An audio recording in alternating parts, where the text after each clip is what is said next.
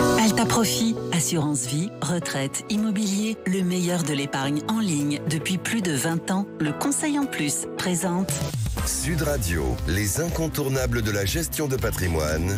Thomas Binet, Philippe David.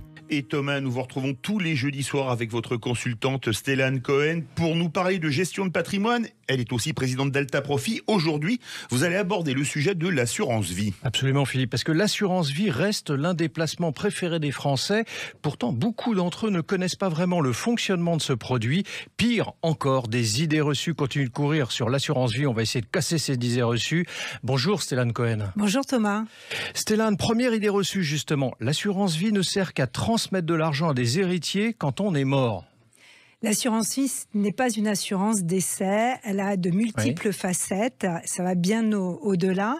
L'assurance vie, c'est avant tout un produit d'épargne qui permet de se constituer un capital dans le temps et un capital avec une fiscalité intéressante.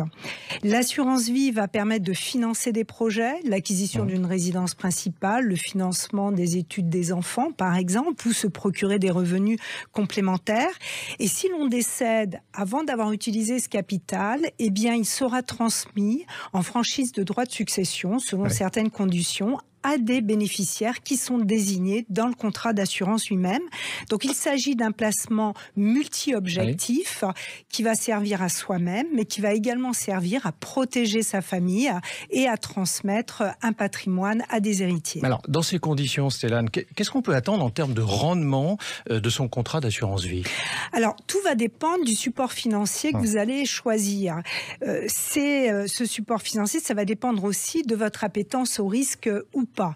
Si vous recherchez de la performance, beaucoup de performance, vous allez privilégier des supports financiers qui vont être exposés aux variations des marchés financiers. Si par contre vous cherchez un support sécuritaire, il faudra privilégier le fonds en euros par exemple, qui est à capital garanti, associé à un support sécuritaire pour protéger le capital. Alors on va essayer d'abattre la deuxième idée reçue. Aujourd'hui, on peut placer ses économies sur des livrets réglementés à 3%, difficile à battre a priori.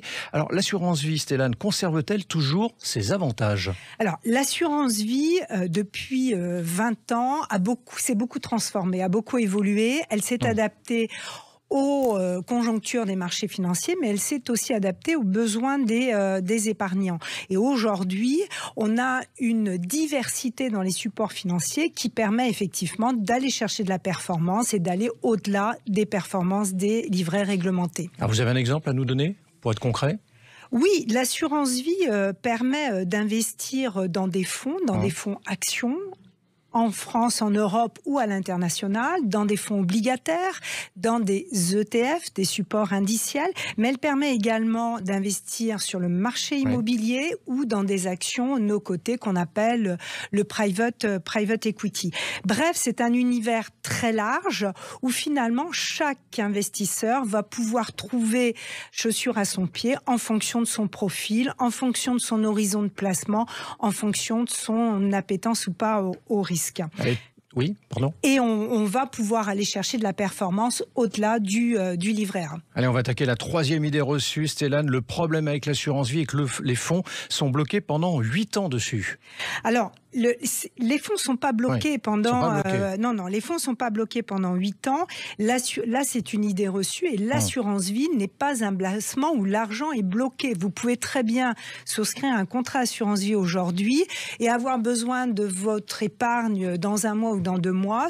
Par un rachat partiel, vous récupérez l'épargne placée. Partielle ou totale. Donc je peux retirer quand je veux, Vous pouvez retirer quand vous voulez. Bien sûr, il y a une fiscalité qui va s'appliquer dès lors que vous retirez, mais on y reviendra dans une prochaine chronique. Alors d'où vient cette idée reçue, cette dernière idée ?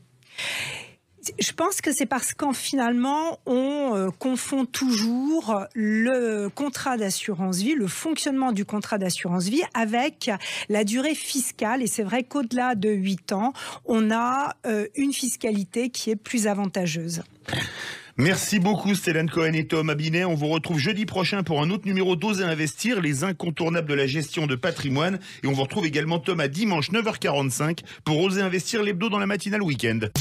Sud Radio, les incontournables de la gestion de patrimoine. Thomas Binet, Philippe David. Avec Alta Profit, assurance vie, retraite, immobilier, le meilleur de l'épargne en ligne depuis plus de 20 ans, le conseil en plus.